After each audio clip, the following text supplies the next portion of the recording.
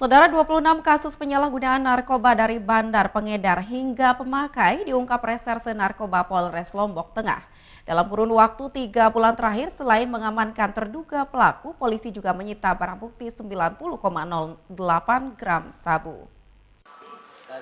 Dalam kurun waktu 3 bulan terakhir 2022 ini, Satuan Reserse Narkoba Polres Lombok Tengah mengungkap 26 kasus penyalahgunaan narkoba dari bandar, pengedar, hingga pemakai.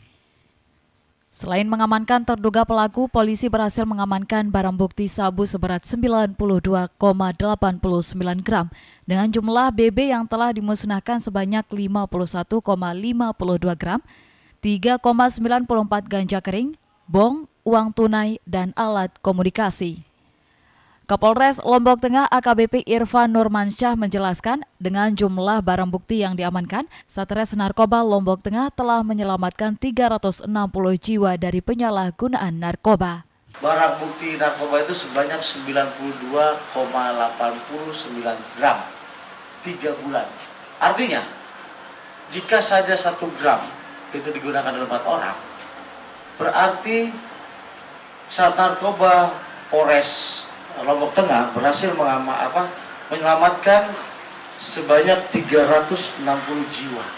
Atas perbuatannya, para tersangka dijerat dengan pasal 112 dan 114 tentang penyalahgunaan narkotika dengan ancaman penjara minimal 6 tahun. Dari Lombok Tengah, Emma Widiawati, iNews melaporkan. Saudara, pemerintah daerah Nusa Tenggara Barat sulit merealisasikan subsidi terhadap kenaikan harga tiket karena tidak memiliki anggaran. Mengendalikan inflasi di sektor transportasi udara, pemerintah pusat melalui Kementerian Perhubungan mendorong pemerintah daerah untuk memberikan subsidi terhadap kenaikan harga tiket pesawat.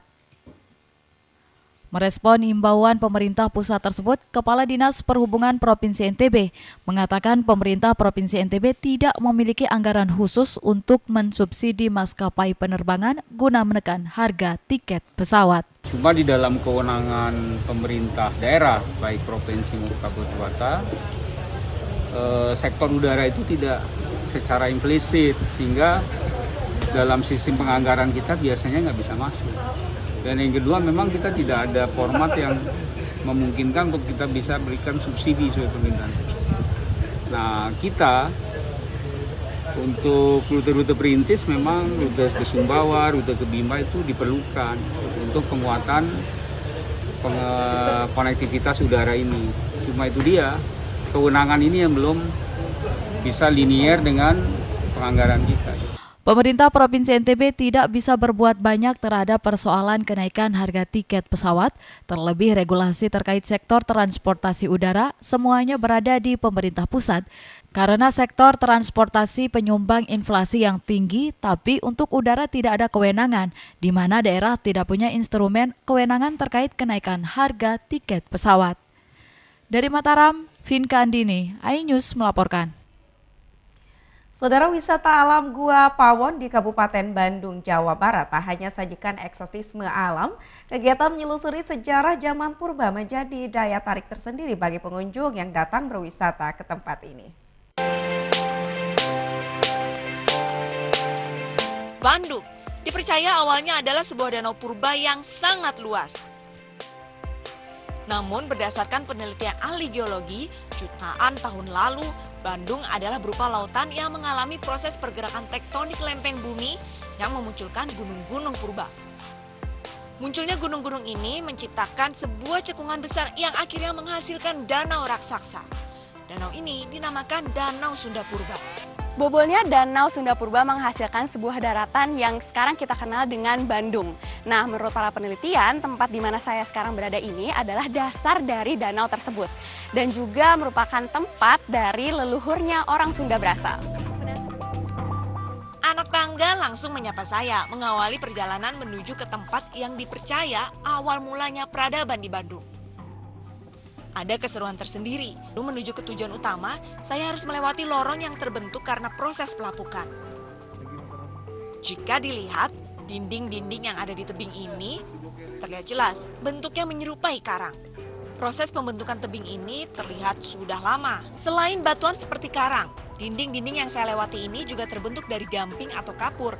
Tetesan air yang turun mencerminkan jenis batuan gamping itu sendiri yang bersifat menyerap dan menampung air. Nah, ini dia alasan kenapa tempat ini disebut sebagai tempat leluhurnya orang Sunda. Karena di tempat ini ditemukan kerangka manusia purba yang usianya diduga 10.000 tahun. Lama banget ya. Nah, kelihatan nih dari sini. Kerangkanya ada kepalanya.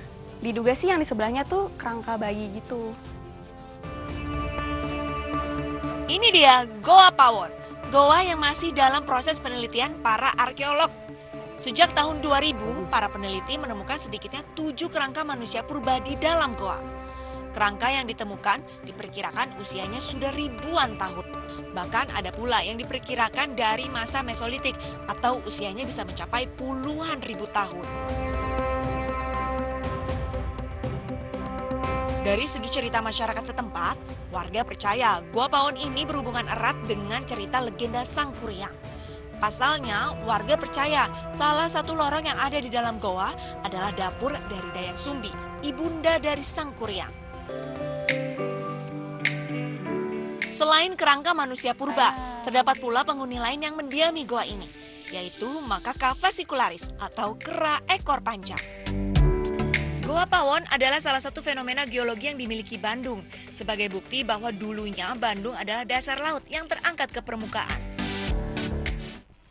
Ya, saudara, informasi dari Bandung tadi menutup jumpa kita dalam iNews NTB kali ini. Saya Korea Hafiza mewakili kru yang bertugas mengucapkan terima kasih atas kebersamaan Anda. Wassalamualaikum warahmatullahi wabarakatuh.